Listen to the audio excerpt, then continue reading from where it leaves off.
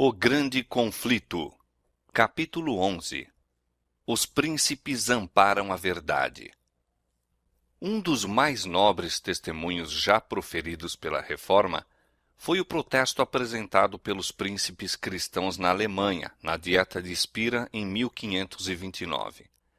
A coragem, fé e firmeza daqueles homens de Deus alcançaram para os séculos que se seguiram a liberdade de pensamento e consciência.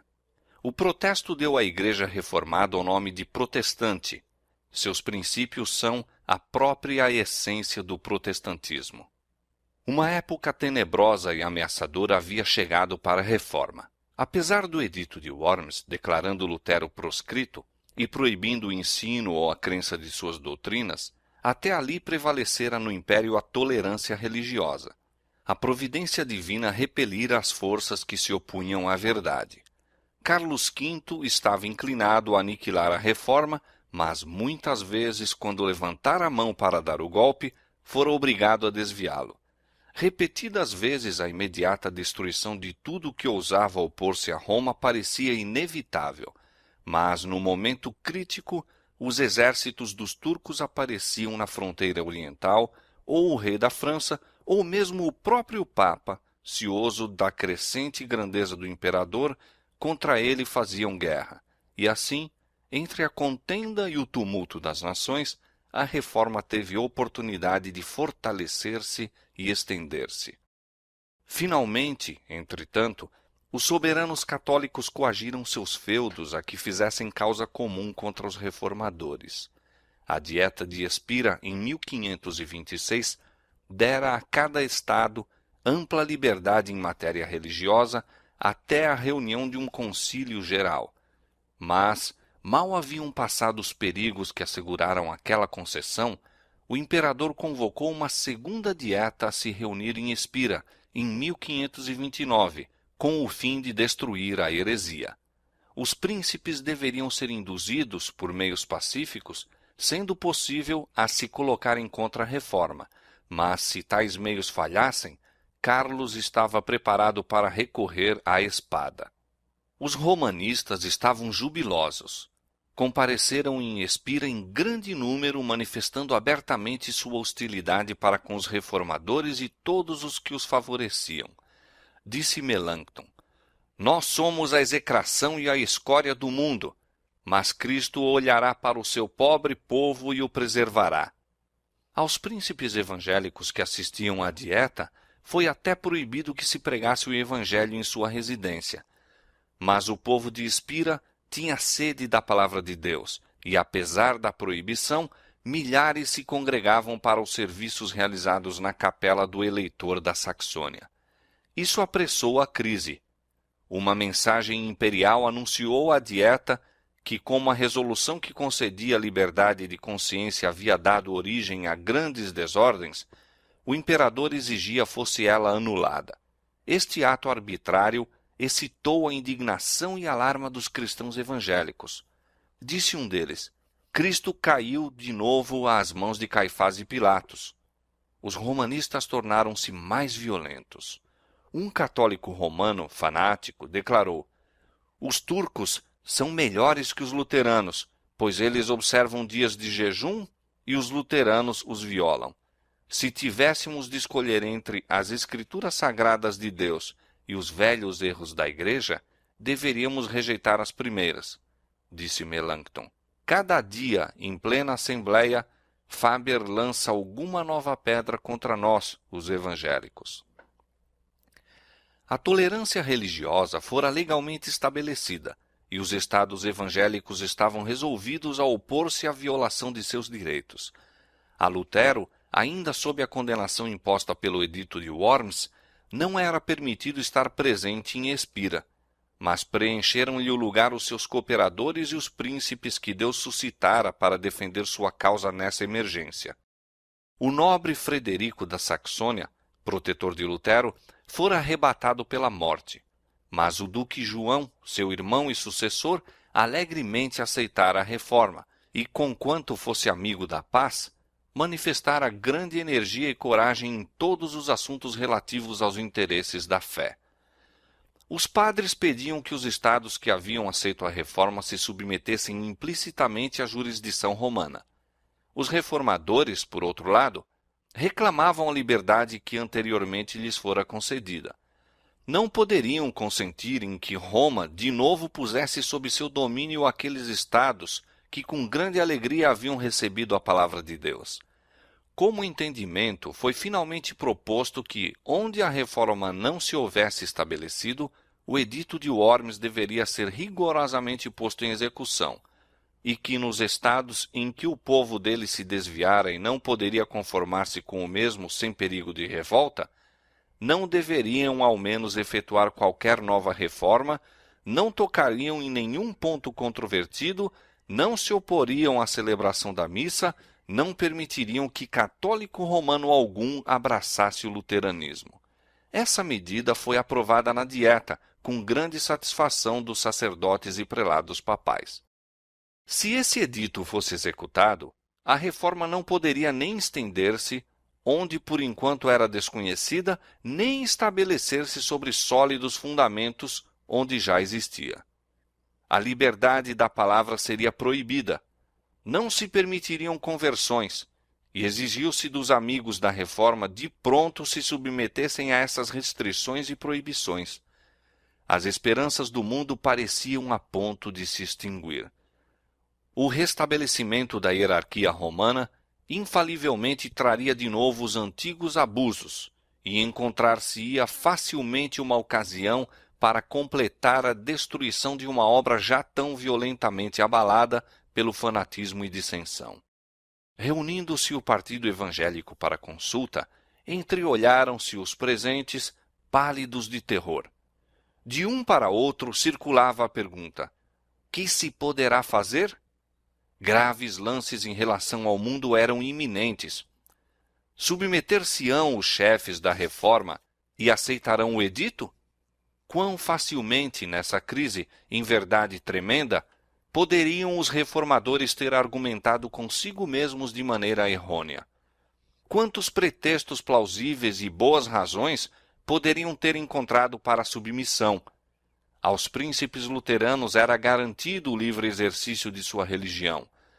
O mesmo favor era estendido a todos os seus súditos que, anteriormente à aprovação daquela medida, haviam abraçado as ideias reformadas. Não deveria isto contentá-los? Quantos perigos não evitaria a submissão? Em quantos acasos e conflitos desconhecidos não haveria oposição de lançá-los? Quem sabe que oportunidades poderá trazer o futuro? Abracemos a paz.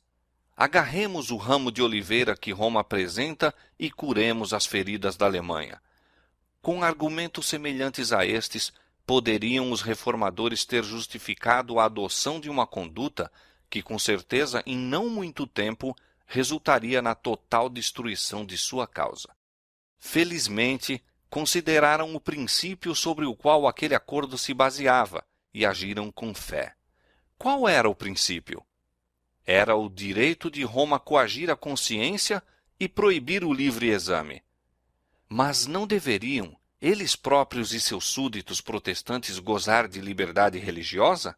Sim, como um favor especialmente estipulado naquele acordo, mas não como um direito. Quanto a tudo que daquele acordo se exteriorizava, deveria governar o grande princípio da autoridade. A consciência estaria fora de seus domínios. Roma era juiz infalível e deveria ser obedecida. A aceitação do acordo proposto teria sido a admissão virtual de que a liberdade religiosa se devesse limitar à Saxônia reformada, e quanto ao resto todo da cristandade, o livre exame e a profissão da fé reformada seriam crimes e deveriam ser castigados com a masmorra e a tortura. Poderiam eles consentir em localizar a liberdade religiosa? Admitir a proclamação de que a reforma fizera seu último converso? Que conquistara seu último palmo de terra? E que, onde quer que Roma exercesse seu domínio naquela hora, ali deveria perpetuar-se esse domínio? Poderiam os reformadores alegar que eram inocentes do sangue daquelas centenas e milhares que, em consequência desse acordo, teriam que perder a vida nas terras papais? Isto seria trair, naquela hora suprema, a causa do Evangelho e das liberdades da cristandade. Antes, sacrificariam eles tudo, mesmo os domínios, a coroa e a vida. Rejeitemos esse decreto, disseram os príncipes. Em assuntos de consciência, a maioria não tem poder. Os delegados declararam: é ao decreto de 1526 que devemos a paz que o Império goza. Sua abolição encheria a Alemanha de perturbações e divisão. A Dieta não tem competência para fazer mais do que preservar a liberdade religiosa até que o concílio se reúna. Proteger a liberdade de consciência é dever do Estado, e isto é o limite de sua autoridade em matéria de religião. Todo governo secular que tente legislar sobre observâncias religiosas ou impô-las pela autoridade civil está a sacrificar o próprio princípio pelo qual os cristãos evangélicos tão nobremente lutaram. Os católicos romanos decidiram-se a derrubar o que denominaram ousada obstinação. Começaram procurando ocasionar divisões entre os sustentáculos da reforma e intimidar a todos os que não se haviam abertamente declarado em seu favor. Os representantes das cidades livres foram finalmente convocados perante a Dieta e exigiu-se-lhes declarar se acederiam aos termos da proposta. Pediram prazo, mas em vão. Quando levados à prova, quase a metade se declarou pela reforma.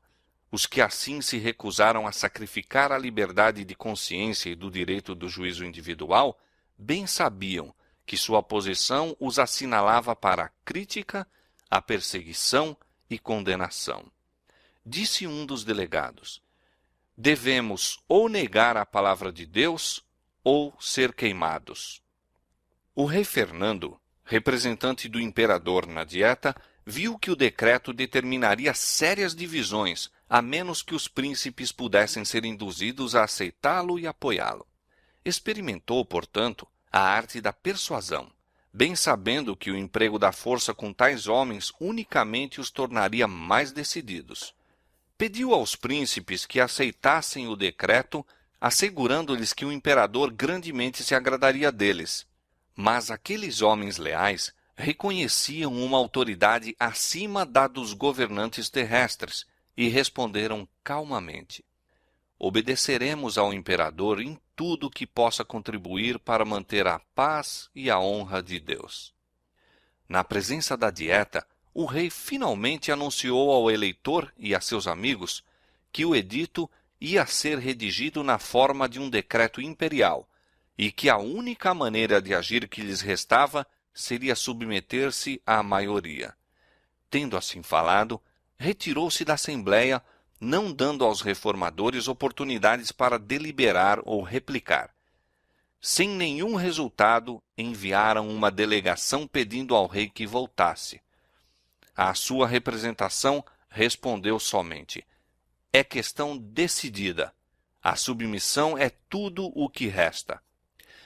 O partido imperial estava convicto de que os príncipes cristãos adeririam às escrituras sagradas como superiores às doutrinas e preceitos humanos, e sabia que onde quer que fosse aceito este princípio, o papado seria afinal vencido.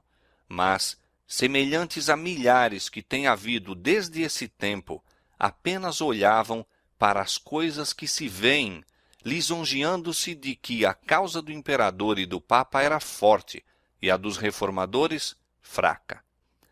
Houvessem os reformadores confiado unicamente no auxílio humano, e teriam sido tão impotentes como o supunham os adeptos do papa.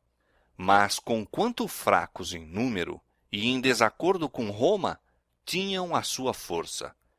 Apelaram do relatório da Dieta para a palavra de Deus e do imperador Carlos para Jesus Cristo, Rei dos Reis e Senhor dos Senhores. Como Fernando se recusasse a tomar em consideração suas convicções de consciência, os príncipes se decidiram a não tomar em conta a sua ausência, mas levar sem demora seu protesto perante o Concílio Nacional. Foi, portanto, redigida e apresentada à Dieta esta solene declaração: protestamos pelos que se acham presentes perante Deus, nosso único Criador, Preservador, Redentor e Salvador, e que um dia será nosso juiz, bem como perante todos os homens e todas as criaturas, que nós, por nós e pelo nosso povo, não concordamos de maneira alguma com o decreto proposto, nem aderimos ao mesmo em tudo que seja contrário a Deus, à sua santa palavra, ao nosso direito de consciência, à salvação de nossa alma. Que, ratificarmos esse edito, asseveraríamos que quando o Deus Todo-Poderoso chama um homem ao seu conhecimento, esse homem, sem embargo, não possa receber o conhecimento de Deus? Não há doutrina correta além da que se conforma com a palavra divina. O Senhor proíbe o ensino de qualquer outra doutrina. As Sagradas Escrituras devem ser explicadas por outros textos mais claros. Este santo livro é, em todas as coisas necessárias ao cristão, fácil de compreender e destinado a dissipar as trevas. Estamos resolvidos, com a graça de Deus, a manter a pregação pura e exclusiva de sua santa palavra, tal como se acha contida nos livros bíblicos do Velho e Novo Testamentos, sem lhe acrescentar coisa alguma que lhe possa ser contrária. Esta palavra é a única verdade, é a regra segura para toda a doutrina e de toda a vida, e nunca pode falhar ou iludir-nos. Aquele que edifica sobre este fundamento resistirá a todos os poderes do inferno, ao passo que todas as vaidades humanas que se estabelecem contra ele cairão perante a face de Deus. Por esta razão, rejeitamos o jugo que nos é imposto.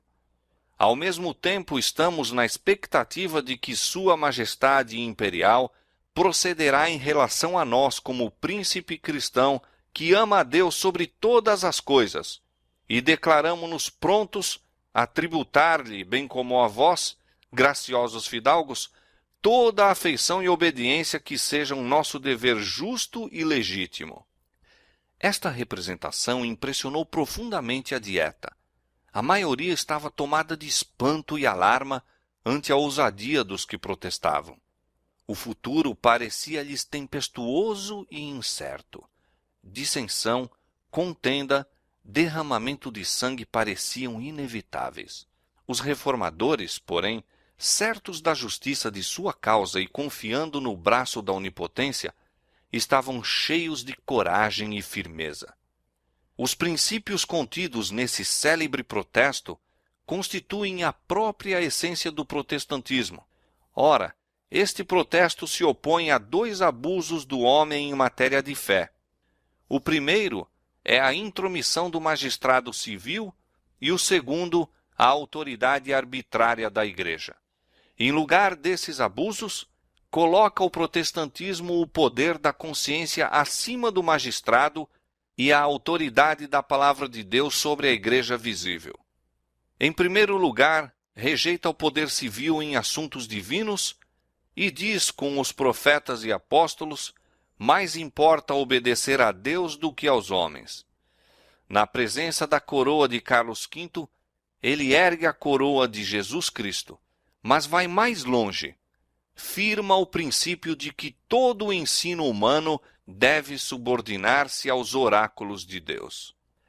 Os protestantes haviam, demais, asseverado seu direito de livremente proferir suas convicções sobre a verdade.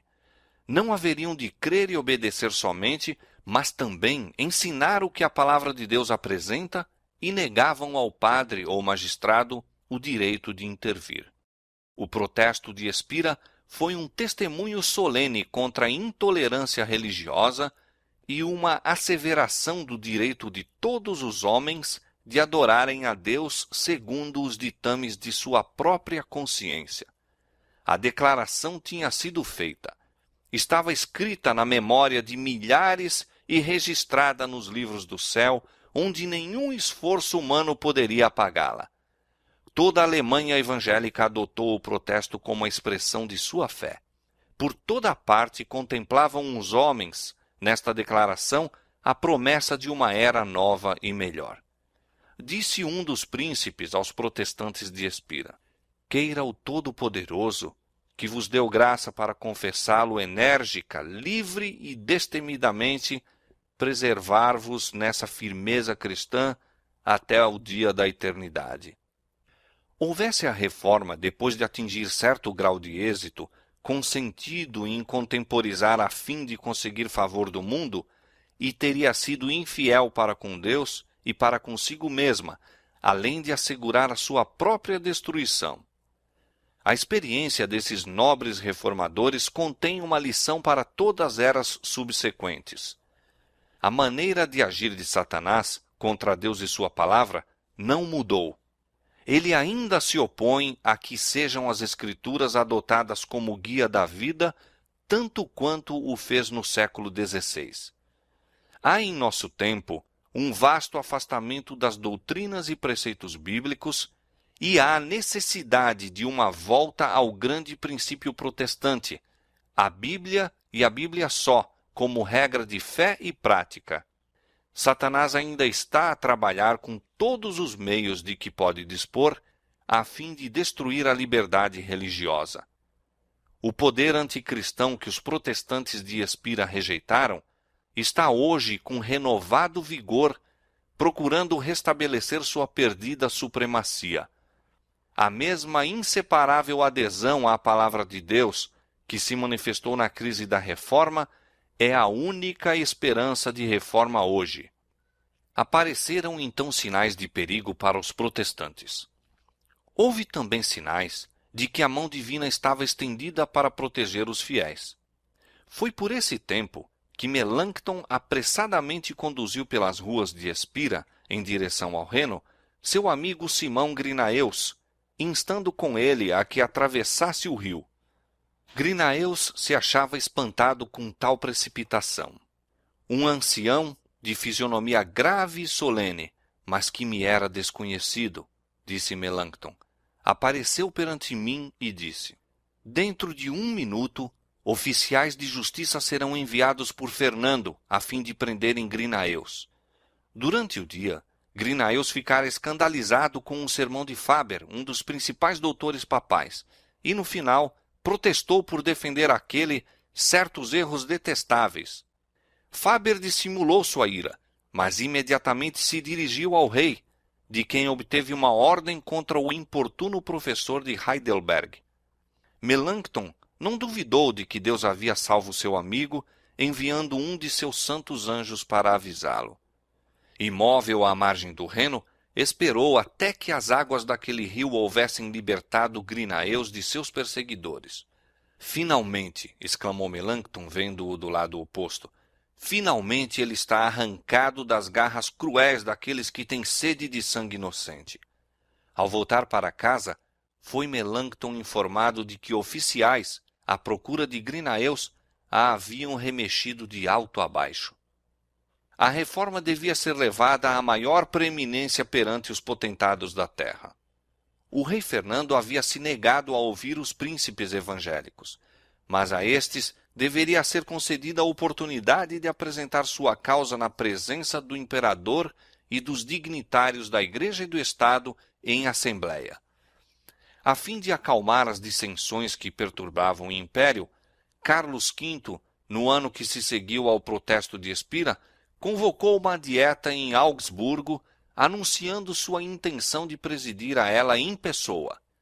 Para ali foram convocados os dirigentes protestantes. Grandes perigos ameaçavam a reforma, mas seus defensores ainda confiavam sua causa a Deus e se comprometiam a ser leais ao Evangelho. Os conselheiros do eleitor da Saxônia insistiram com ele para que não comparecesse à dieta. O imperador, diziam eles, exigia a assistência dos príncipes a fim de atraí-los a uma cilada. Não é arriscar tudo, ir e encerrar-se alguém dentro dos muros de uma cidade com um poderoso inimigo? Outros, porém, nobremente declaravam: portem-se tão somente os príncipes com coragem e a causa de Deus está salva. Deus é fiel Ele não nos abandonará, disse Lutero. O eleitor, juntamente com seu séquito, partiu para Augsburgo. Todos estavam cientes dos perigos que o ameaçavam e muitos seguiram com semblante triste e coração perturbado. Mas Lutero, que os acompanhou até Coburgo, reviveu-lhes a fé bruxuleante, cantando o hino escrito naquela viagem: Castelo forte é nosso Deus. Ao som dos acordes inspirados, foram banidos muitos aflitivos presságios e aliviados muitos corações sobrecarregados. Os príncipes reformados resolveram redigir uma declaração sistematizada de suas opiniões com as provas das Escrituras, apresentando-a à Dieta, e a tarefa da preparação da mesma foi confiada a Lutero, Melanchthon e seus companheiros. Esta confissão foi aceita pelos protestantes como uma exposição de sua fé e reuniram-se para assinar o importante documento. Foi um tempo solene e probante. Os reformadores mostravam insistência em que sua causa não fosse confundida com questões políticas. Compreendiam que a reforma não deveria exercer outra influência além da que procede da palavra de Deus.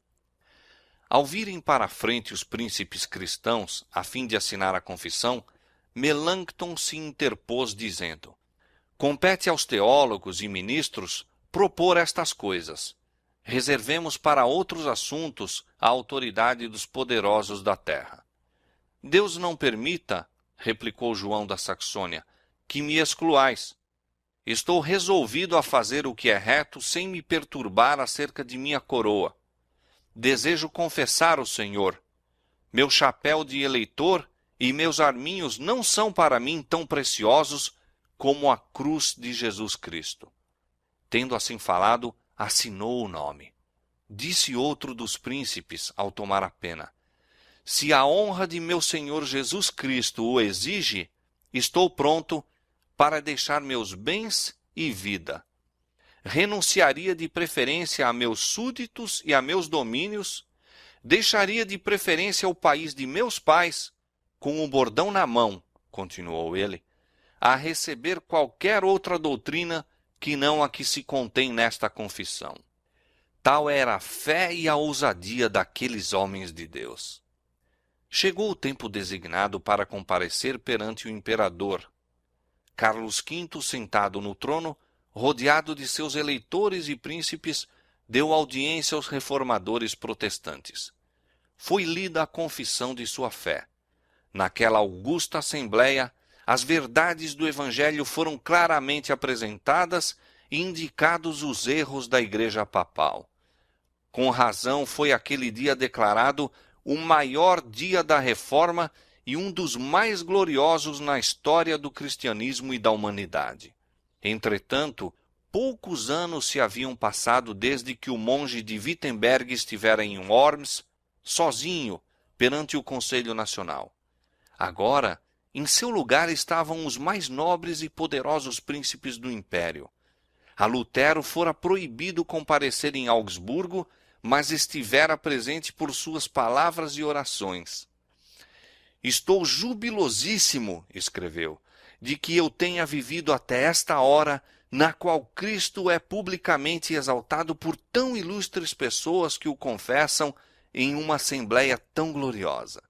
Assim, cumpriu-se o que dizem as Escrituras. Falarei dos teus testemunhos perante os reis. Salmo 119, verso 46. Nos dias do apóstolo São Paulo, o evangelho pelo qual estava preso foi assim levado perante os príncipes e nobres da cidade imperial. Igualmente, nesta ocasião, aquilo que o imperador proibira fosse pregado do púlpito era proclamado em palácio. Aquilo que muitos tinham considerado inconveniente que os próprios servos ouvissem, era com admiração ouvido pelos senhores e fidalgos do império. Reis e grandes homens constituíam o auditório. Príncipes coroados eram os pregadores, e o sermão era a régia verdade de Deus. Desde a era apostólica, diz um escritor, nunca houve obra maior nem mais magnificente confissão. Tudo quanto os luteranos disseram é verdade. Não o podemos negar, declarou um bispo romano. Podeis refutar por meio de sãs razões a confissão feita pelo eleitor e seus aliados? Perguntou outro ao Dr. Eck.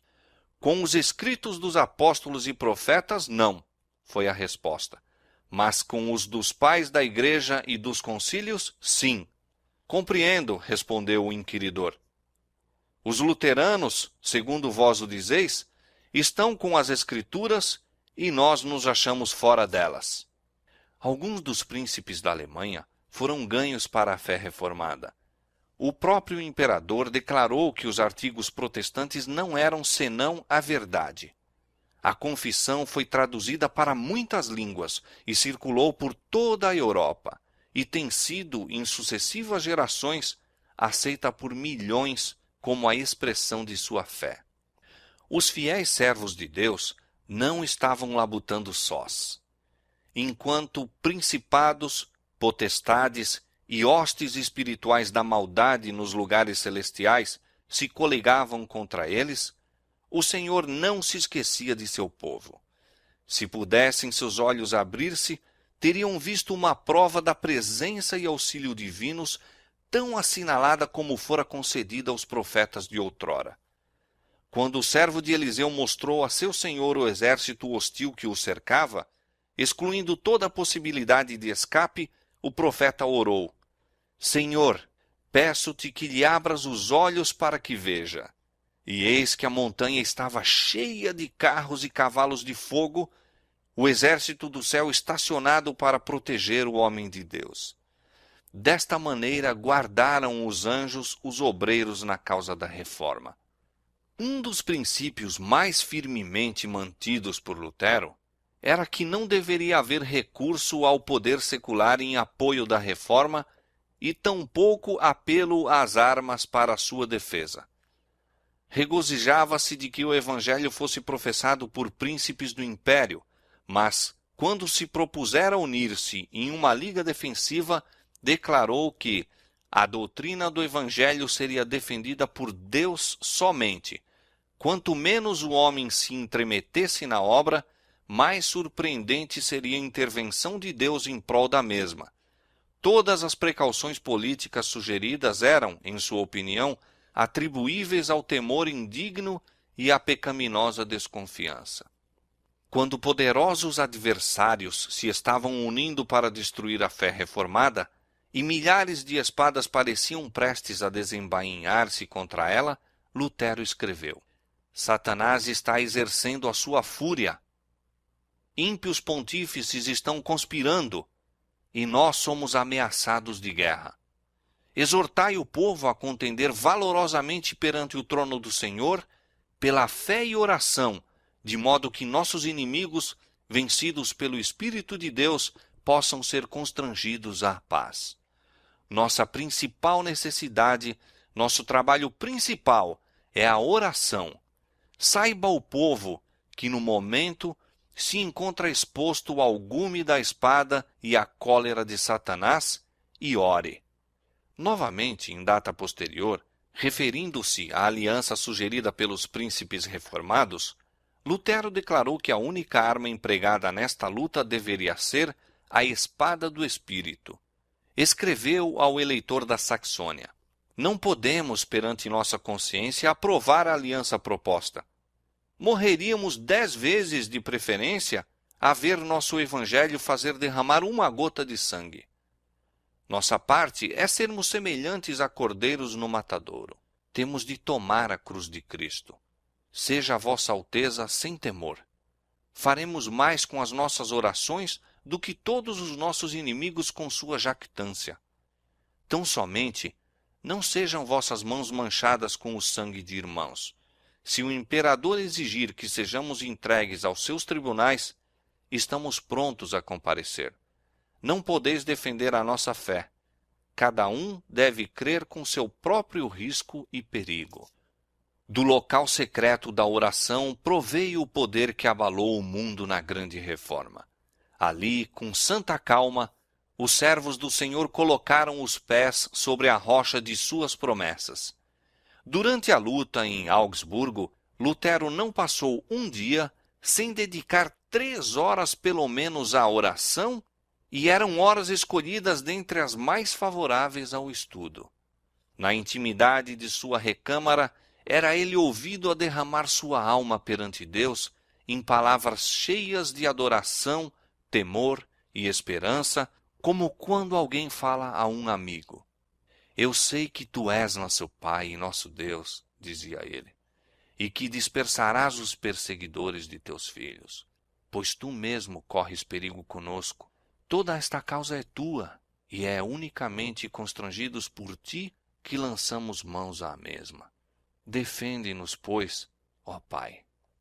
A Melanchthon, que se achava aniquilado sob o peso da ansiedade e temor, ele escreveu: graça e paz em Cristo, digo eu, e não no mundo. Amém. Odeio com ódio enorme esses extremos cuidados que vos consomem. Se a causa é injusta, abandonai-a. Se a causa é justa, por que desmentiríamos as promessas daquele que nos manda dormir sem temor? Cristo não faltará à obra de justiça e verdade. Ele vive, ele reina. Que temor, pois, poderemos ter? Deus ouviu os clamores de seus servos. Deu aos príncipes e ministros graça e coragem para manterem a verdade contra os dominadores das trevas deste mundo.